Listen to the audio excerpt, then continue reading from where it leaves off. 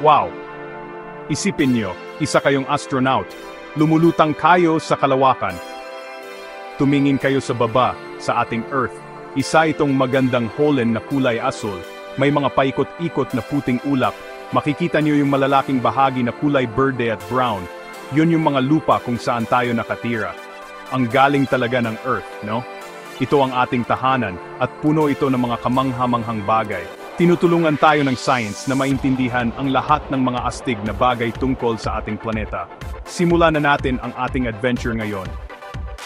Alam nyo ba na halos lahat ng ating Earth ay puno ng tubig? Oh, totoo yan. Mga 3/4 o 75% ng ating planeta ay puro tubig. Ito yung mga dambuhalang karagatan tulad ng Pacific, Atlantic at Indian Oceans. Sobrang lalaki at lalim ng mga to. Tahanan sila ng napakaraming astig na nilalang mula sa maliliit na plankton hanggang sa mga dambuhalang balyena. Ang mga karagatan sobrang importante rin sa panahon at klima ng ating Earth. Para silang dambuhalang swimming pool ng Earth, laging gumagalaw at nagbabago. Yung ideya ni Alfred Wegener tungkol sa continental drift, malaking bagay yun. Nung una, hindi lahat naniwala sa kanya. Parang ang astig pakinggan, no? Mga kontinente, gumagalaw? Pero marami siyang nakuhang ebidensya. Nakakita siya ng magkakamukhang fossils ng mga sinaunang halaman at hayop sa iba't ibang kontinente. Nakakita rin siya ng magkakamukhang mga bato na pinaghiwalay ng malalawak na karagatan. Para kang nakakita ng magkaparehas na puzzle pieces sa iba't ibang kwarto ng isang dambuhalang bahay. Lahat ng ito, sinasabi na ang mga kontinente dati ay magkakadikit tapos naghiwa-hiwalay sa loob ng milyon-milyong taon. Ang science, parang pagiging detective yan, laging naghahanap ng clues. Ngayon, pag-usapan natin yung tinatawag na continental shelves. Ito yung mga gilid ng kontinente na nasa ilalim ng tubig. Hindi sila sobrang lalim, tulad ng pinakasahig ng karagatan. Isipin nyo, parang mababaw ng balkonahe sila ng mga kontinente sa ilalim ng tubig. Yung tubig dito, kadalasan wala pang 200 metro ang lalim. Sobrang importante ng mga lugar na to.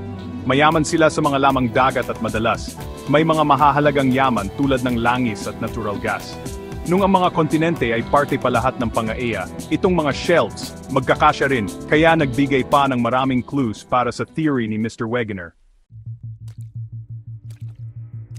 Tara, isuot natin ang ating explorer hats at mag-zoom in tayo sa isang kontinente, ang Asia. Bakit Asia? Kasi, unang-una, ito ang pinakamalaking kontinente sa Earth.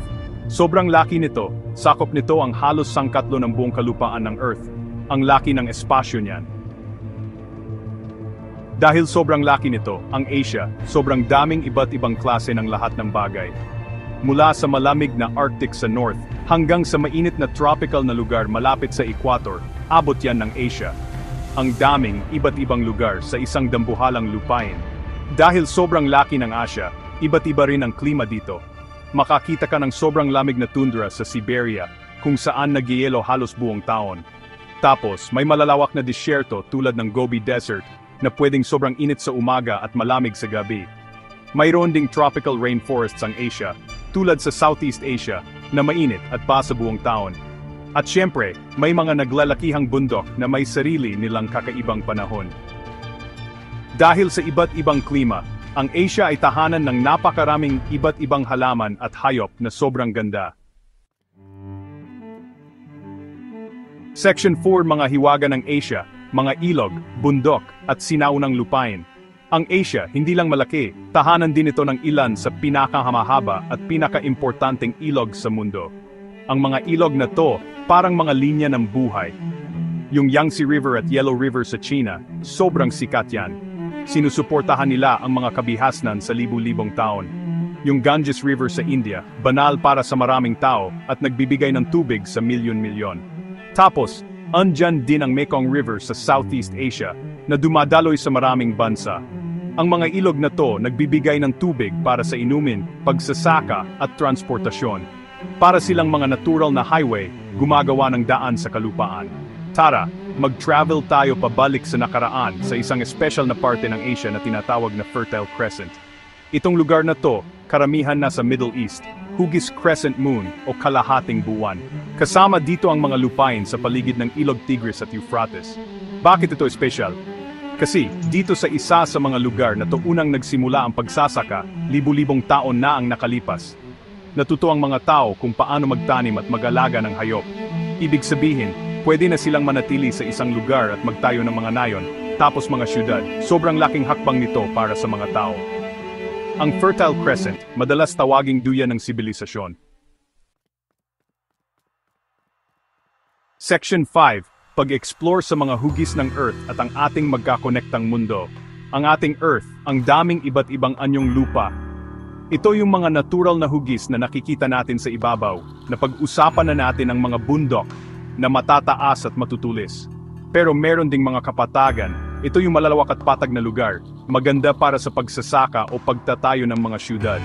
Isipin nyo yung malawak na kapatagan ng Siberia sa Hilagang Asya, libu-libong kilometro ang haba. Tapos, may mga talampas, ito yung mga patag na lugar na mataas kumpara sa paligid, tulad ng Tibetan Plateau, na madalas tawaging bubong ng mundo. Ang mga lambak naman ay mabababang lugar sa pagitan ng mga burol o bundok, madalas may ilog na dumadaloy dito. Ang Asia, may mga astig na halimbawa ng lahat ng anyong lupa na to. Nabanggit natin ang Gobi Desert, isang malaki at tuyong kapatagan. Mayroon ding mga islang bulkaniko tulad sa Japan at Indonesia, na buo dahil sa mga bulkan na umangat mula sa dagat. At huwag nating kalimutan ang mga anyong tubig. Bukod sa malalaking karagatan, ang Asia ay may maraming importanteng dagat, tulad ng South China Sea, Arabian Sea at Caspian Sea.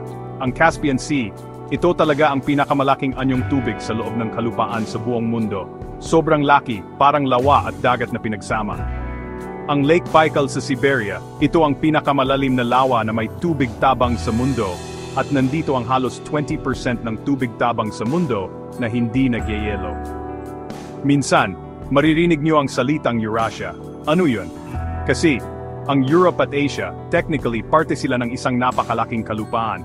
Walang malaking karagatan na lubusang naghihiwalay sa kanila tulad ng ibang kontinente. Yung Ural Mountains, Ural River at Caspian Sea, madalas gamiting pangkalahatang linya na naghihiwalay sa kanila. Kaya, minsan tinatawag ng mga geographer itong buong supercontinent na Eurasia. Pinapakita nito kung gaano kakonektado ang dalawang rehiyon na to, kahit man lang sa lupa. Napapaisip ka tuloy kung paano natin sinasabi kung ano ang kontinente, no? Pero, kahit magkadikit ang Europe at Asia, madalas silang itinuturing na magkahiwalay na kontinente dahil sa sobrang laki ng pagkakaiba ng kanilang kultura, kasaysayan, at pati na rin sa tradisyonal na pananaw ng mga geographer noon pa. Ang Asia mismo, sobrang iba-iba, ang daming iba't ibang bansa, wika, relihiyon, at tradisyon. Mula sa mga sinaunang sibilisasyon ng China at India, hanggang sa mga modernong syudad tulad ng Tokyo at Dubai, ang Asia ay isang kontinente ng mga pagkakaiba at mga hiwaga. Ang pag-aaral tungkol sa heograpiya nito ay tumutulong sa atin na maintindihan ang mga tao dito at ang mahalagang lugar nito sa ating mundo. Tuloy lang sa pag-i-explore, tuloy lang sa pag-aaral, at laging maging mausisa tungkol sa ating napakagandang planeta. Ang science, nasa paligid lang natin.